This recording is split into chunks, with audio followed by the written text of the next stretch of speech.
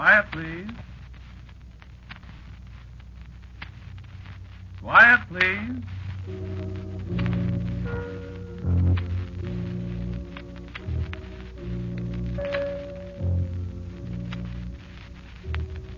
The Mutual Broadcasting System presents the third of a series of unusual dramatic programs written and directed by Willis Cooper and featuring Ernest Chappell. This story is called We Were Here First.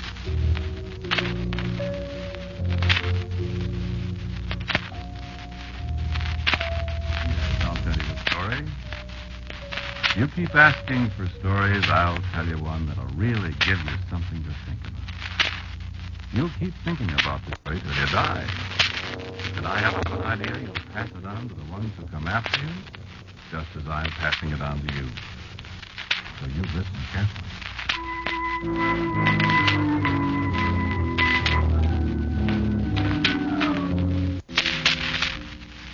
This one doesn't start with once upon a time. It's about the world today, so that once upon a time business does come into it. Listen. Do you know there are giants in this world?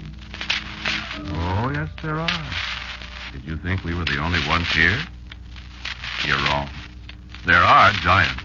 Millions of them. Billions. Giants so big that it's almost impossible for one of us to imagine how big they are. Why, a hair from the head of one of them is as big as your leg. And they're everywhere, in the cold lands, in the hot lands, everywhere. And they hate everybody. They hate each other. And they hate us.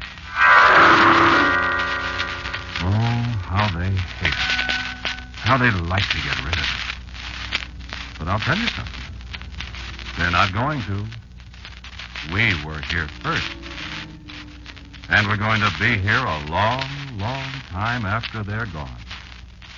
Where they're going to go, don't fool yourself about that. They can't win.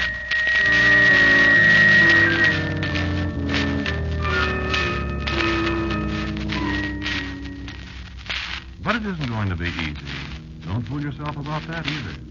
They've killed an awful lot of us in all the millions of years they've been on this earth. And I may say we've killed quite a few of them. We've killed more of them than they have any idea. And that, my child, is quite a trick when you consider the difference in our sizes. How big are they? Well, that's hard to explain. We're all different sizes, you know. Some of us are small, some of us big. And there are fat ones amongst us and thin ones. And they're the same way. But on the average, I should say they're, about 150 times as tall as we are. Oh, yes, 150 times our size. And that mounts up. But there's an old saying, child, and this is something you want to remember. The bigger they are, the harder they fall. I don't want to give you the idea, though, that it's going to be easy to win. I've nearly lived my life out, and there's just as many of them as ever. You'll live your life out, and your children and your children's children will live and die in generations that you can count up in trillions, and they'll still be here. And we'll, all of us, pay an awful price in that time. But we breed fast, and our families are larger. And one day, there'll be no more giants in the earth, and we'll have it all to ourselves. Brethren dwelling together in unity.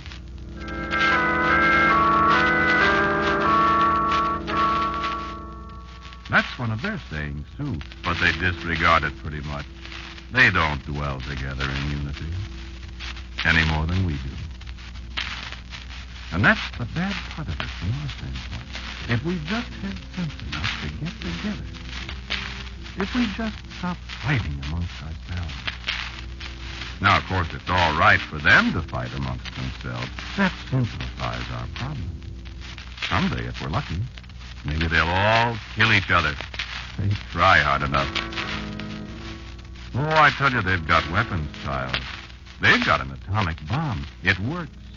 And some of them are scared to death that it may one day wipe them all out.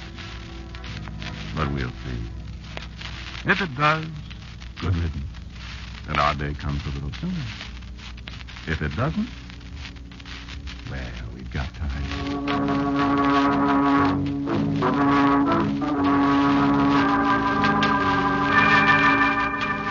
They've got to talking lately about biological warfare. Germs, you know? You know where they got that? From us. No, they don't realize how far ahead of them we are in biological warfare. I could tell you some things, but there are secrets that even I can't tell. They'll find out, though. Remember, the bigger they are, the harder they fall. That's a mighty comforting thought.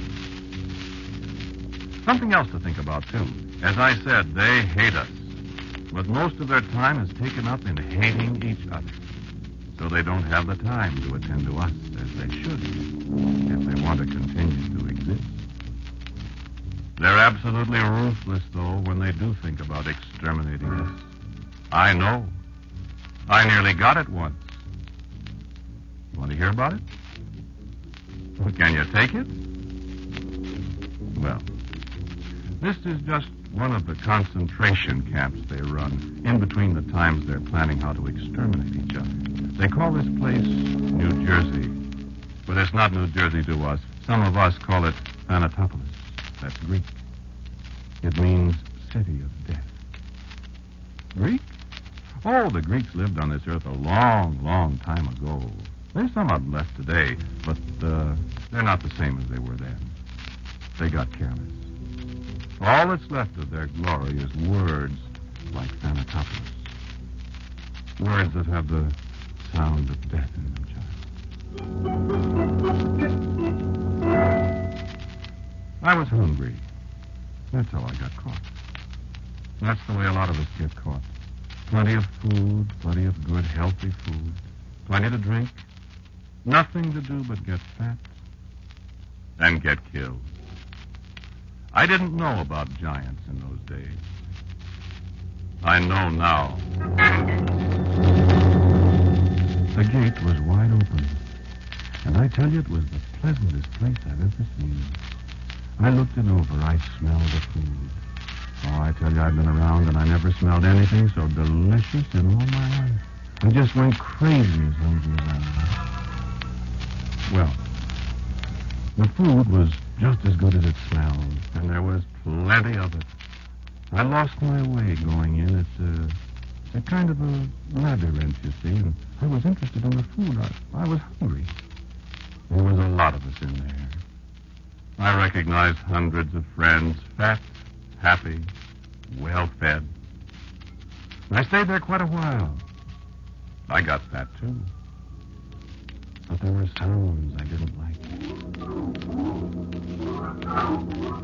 Sounds like thunder, rustling, and sounds that came from nowhere at all. And the feeling of someone watching us, someone laughing at us. And one day, one morning, early, I heard a voice. This one's about ready, I think. Just look at him. Thousands and thousands of them, and not one of them was sense enough to try to get out. I looked up.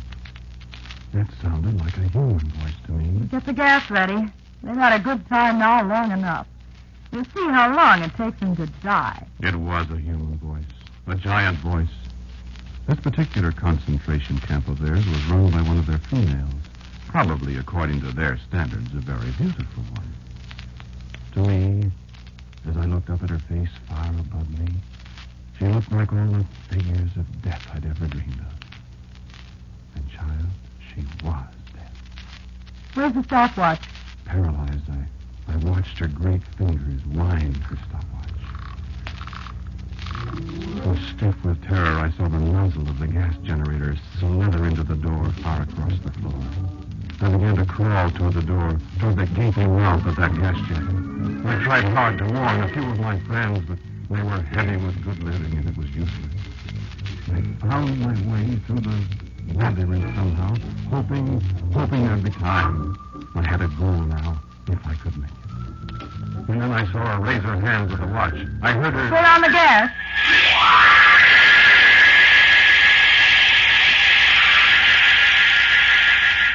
One tiny whiff of the gas. One short, infinitesimal breath of it. And I thought my heart would leap from my body. My eyes bulged, my legs refused to hold me up. I fell and staggered and fell and staggered again.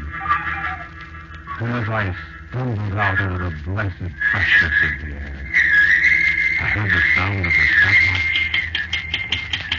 and her laugh. Look at him. Look at him crawl and wiggle. This is the best gas we've used. Look at him.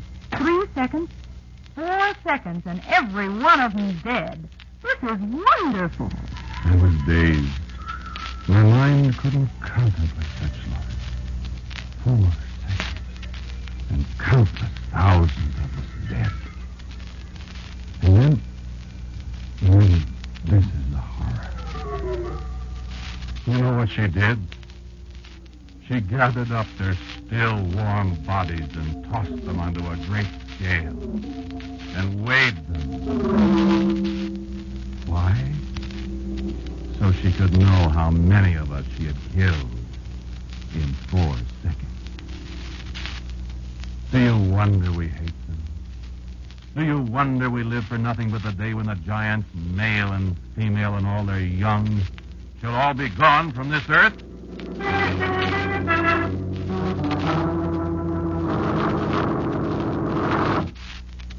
So you see, it must be us or them. And I swear to you, child, we'll stay. We were here first. We're patient. Most of the time, they forget we're here. And that's good, of course, because they're intelligent. They can fly, too. They have marvelous instruments that help them perform amazing things. They've got radar, for instance, but fortunately for us, their radar won't pick us up as ours does them. They've got methods of communication, but theirs aren't as good as ours. And the amazing thing is that most of the remarkable inventions they've thought up and perfected are used for fighting one another. Let them keep on inventing like that. Because, you see, there's one little point they never seem to think about. They fight amongst themselves. But we fight against both sides. And you know who wins their wars? We do, child. We always have. We always will. We spy on them day and night. No matter where they go, there's always one of us near them. There's not one single word spoken in the giant world that we don't hear. No matter what they plan, we know about it. And they're never free from us. They plan for their pleasures, and we prepare to spoil their pleasures. They plan for wars, and we mobilize our expeditions. They pray, and we hear them. And we answer their prayers sometimes with death.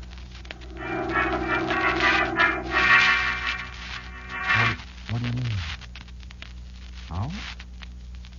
You think it's hard for a being our size to kill a being the size of a giant? It isn't.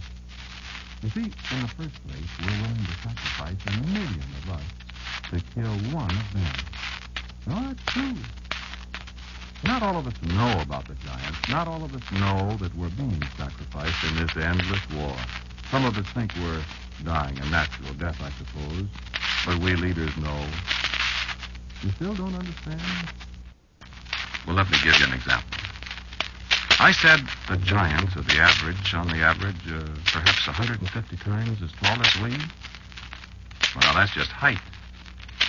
If you know anything about mathematics, you realize that that means they're uncounted millions of times bigger than we are. In actual mass, it would probably take a 1 billion of our bodies to make one the size of theirs. Take an ant, for instance. How much bigger is a man than an ant? You see? So, on a plantation, in South America. They're coming! Here! A brown river of hands flowing toward us in a straight line, in a column 50 feet across, miles long. The beasts are clinging from them. Monkeys, deers, tapirs, jaguars. Ants, tiny creatures only half an inch long. Soldier ants, hungry, leaving only the stripped skeleton of trees to mark the paths they followed. Skeletons picked clean of the animals that fell in their way, stripped clean in a matter of minutes. Ants, tiny creatures only half an inch long. They're coming. We've got to fight them. Fight them with flowing streams of water. And they come on. Fight them with jets of Open oil. the tanks. Drown them. Then some die, but they come on. Fight them with fire. Hey, fire here. Set the oil on fire. And some die, but they come on. Run, run. Don't let them get you. They've poison in their jaws. Run, run. Yes, yes, yes. Then the brown river flows remorselessly on. Tiny creatures, half an inch long. Then behind them, as the end of the brown river disappears, a clean white skeleton and desolation. So you see, it isn't size. It's hatred and the will to conquer. And it's numbers. The bigger they are, the harder they fall, child. So, you haven't seen the giants? You just think you haven't, child. You're young yet, and you mistake them. Sometimes you think it's a cloud that obscures the sun. Sometimes it is, and sometimes it isn't. Don't waste time when a great shadow falls on you, child. It might be one of the giants. And they strike without warning. It's a horrible death. You see, one of the things that makes living in the same world with the giants so terrible is the way they hate us. They hate us in an impersonal kind of a way. They kill us by habit, most of them. They say, "There's one, kill him." And that's all there is to it. You never think about it afterward. That, we think, is why we hate them most. We're of no consequence to them.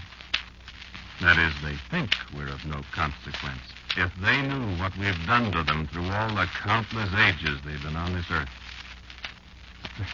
Well, perhaps it's a good thing they don't. Their scientists know, though. And they've got some pretty good scientists when they're not thinking up ways to kill each other. And they know us. Some of them study us. And, child, they're clever. They're the ones who thought of setting us against each other. They're war makers amongst themselves. Why shouldn't they apply their theories to us? And their theories work. We fight amongst ourselves. We do too much of it. And most of us don't know why we do. It costs a lot of lives, and the worst part of it is, it costs time. I don't say that they put us up to all the fighting. Some of us think of it ourselves. Maybe it's a good thing. Maybe there'd be too many of us for our own good if we didn't kill each other. But if we could only get together, if we could only, all of us, see that one shining goal before us, think of a world that would belong to us all by ourselves, with no giants to worry about. Not that all of us worry about the giants. That's just the trouble. We have to spend so much time convincing others that they really exist. That they're a menace to us every second we live, and that we've got to destroy them. One day, if we don't learn to get together, they'll destroy us, maybe. They've destroyed a lot of us so far. And I hate to think of this world belonging to them exclusively. What? Oh, yes, of course. They wouldn't live without us. They need us. Some of them know that, even if we are, as a race, a constant nuisance to them. But what's the good of that? If they destroy us, they'll die, too. And then there won't be anybody left in the world. But believe me, child, we don't need them. We got along a good long time before they appeared. And we'll do it again. Nonsense? Superstition? You children. I know, though. I said the same thing when I was your age, but I found out different. Yes, there are giants. You'll find out. Certainly we can kill them. Didn't I tell you about the ants? Well, that's right. There were millions of them. But one of us can kill a giant. Just one of us. I'll tell you a story about that, and then you decide for yourself. This was in the last war out in China, a long, long way from here. No, I know it's true. I got it from a friend of mine who was there. An airplane fell down in a valley between the mountains. The pilot had a broken leg. And for a week, he lay there in the valley, all alone. And there was nothing wrong with him except for his broken leg. He had something to eat, and there was water. And he needn't have died, except that a bug of some kind bit him, and he got some strange fever. In the second week, he began to be delirious. And then one morning, he heard someone coming. Hello! I hear someone calling. Hello! I can't see anybody. Everything looks funny. Who are you? I'm coming. Who are you? Where's my gun? I have to have my gun. I don't know who's calling me. Where are you? I'll keep quiet.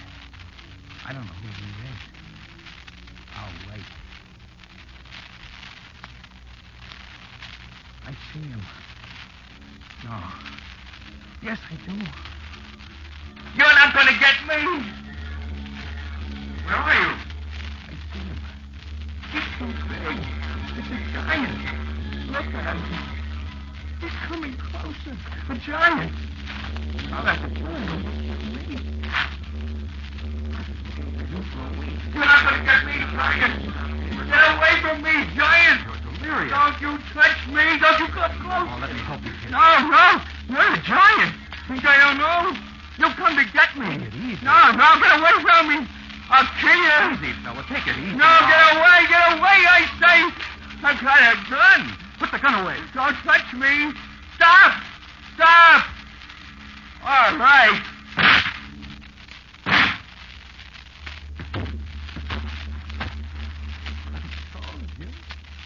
I told you I'd kill you.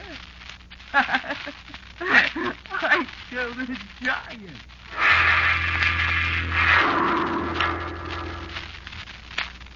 He killed one of them. It was very easy. It was very curious. A little later, when the evening came and his fever cooled a little, that the dead giant looked so much like his friend that had jumped out of the airplane a moment before he did. It was very curious.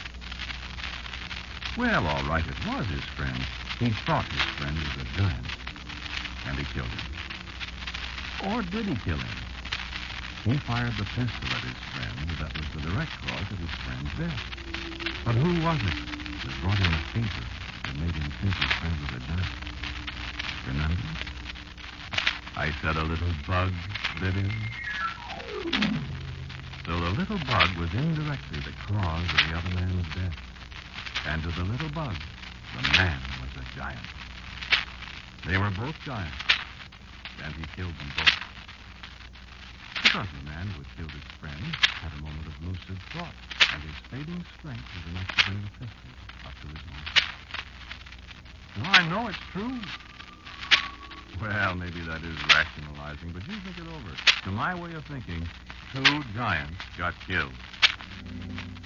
It's getting dark in here. Am I a little slow in my thinking now that I'm... Look out! Quick, look out! All right. So you killed him. He was a child, and he didn't have a chance against a giant he didn't even believe in. He's a child. No, I'm not going to be emotional about it. There are too many more of us to worry about the death of one.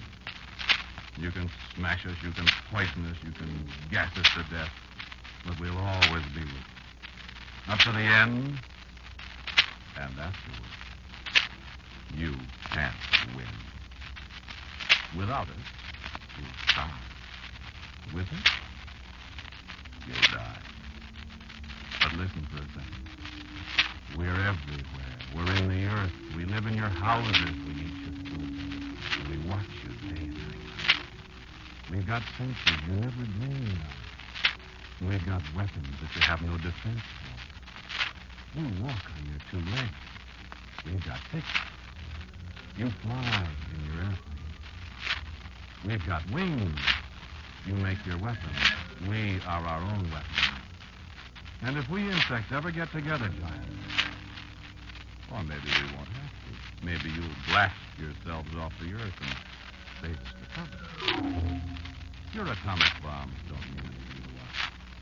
The flies lived at Hiroshima, you know. The beetles are still alive on Bikini. And far under the surface of this earth, you think you are. More and more millions of us are sleeping, waiting the day.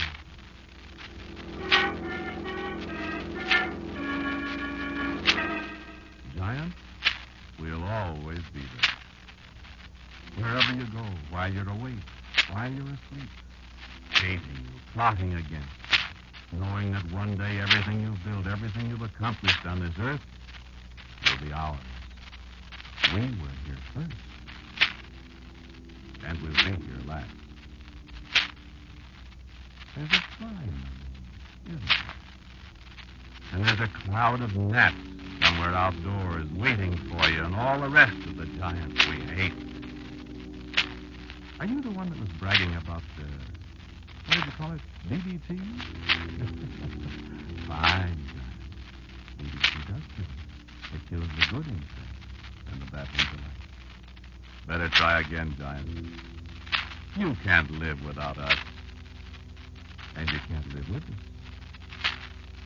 The bigger they are, the harder they fall. We were here first. Think of that some night when a fat moth blunders in your bedroom window. Maybe he won't be blundering, Giant. Maybe he'll be fine. And remember, we're giant killers.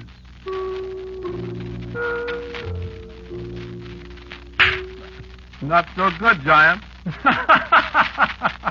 See you tonight.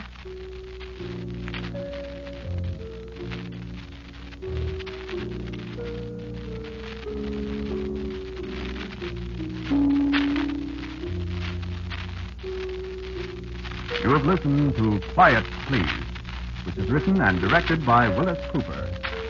The one who spoke to you was Ernest Chappell. And the others were Nancy Douglas, Walter Black, and Kermit Murdoch. The music was composed and played by Gene Perazzo. And now for a word about next week's Quiet Please story. Here is our writer-director, Willis Cooper. Next week's story is called The Ticket Taker. I think you'll find it intriguing and entertaining. And so, until next week at this time, I am quietly yours, Ernest Chappell.